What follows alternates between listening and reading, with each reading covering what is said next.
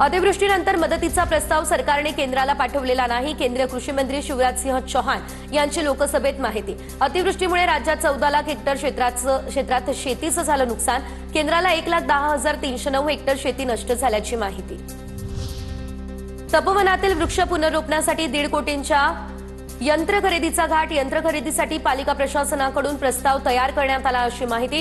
वृक्षतोडीला विरोध असताना पालिकेकडून मात्र यंत्र खरेदीची तयारी। वृक्षतोडीला पर्यावरण प्रेमींचा विरोध मात्र अद्यापही कायम। छत्रपती संभाजीनगरमधल्या तोतया आयएएस अधिकारी कल्पना भागवतला बेस्ट आयएएस सर्टिफिकेट देणाऱ्या डॉक्टर पठाण याची चौकशी। तर पठाण हे नागपूर विद्यापीठाचे माजी कुलगुरू। कल्पना भागवतला सर्टिफिकेट दिल्याची डॉक्टर पठाण यांची कबुली। संभाजीनगर या ठिकाणच्या तोतया आयएएस अधिकारी प्रकरणात नवी माहिती। हिंगोलीचे खासदार नागेश पाटील आष्टीकरांनी कल्पना भागवतच्या खात्यावर 1,45,000 रुपये पाठवले। सिडको पोलिसांनी 28 जणांना चौकशीसाठी बजावली नोटीस।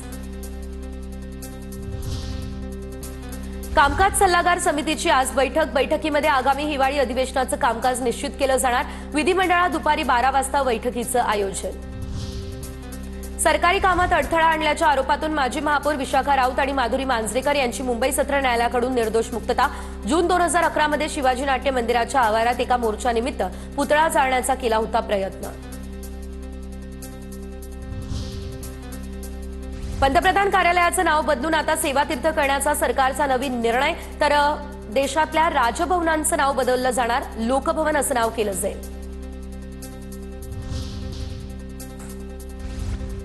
विक्रोळी या ठिकाणी शिंदे सेनेच्या युवा सेनेच्या कार्यकर्त्यांवर गर्दुल्ल्यांचा हल्ला। विक्रोळी टागोर नगर परिसरामध्ये तणावाचं वातावरण।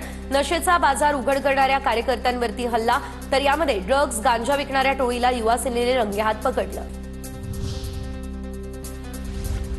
धावत्या लोकल ट्रेनमध्ये महिला प्रवाशासमोर अश्लील चाळे। संतप्त नातेवाईक आणि प्रवाशांनी संबंधिताला दिला चोप। सीएसएमटी अंबरनाथ लोकलमधील हा धक्कादायक प्रकार।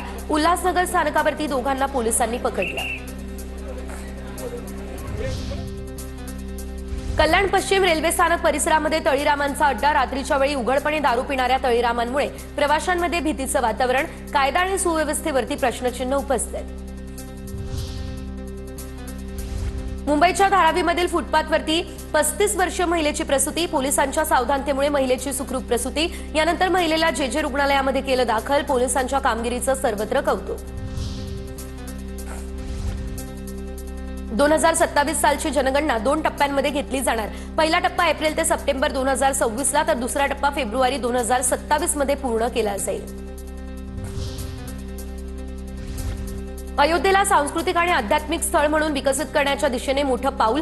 तर अयोध्येमध्ये 52 एकर जागेमध्ये संग्रहालय उभारलं जाईल। उत्तर प्रदेशच्या मंत्रिमंडळ बैठकीमध्ये मुख्यमंत्री आदित्यनाथ यांचा हा निर्णय।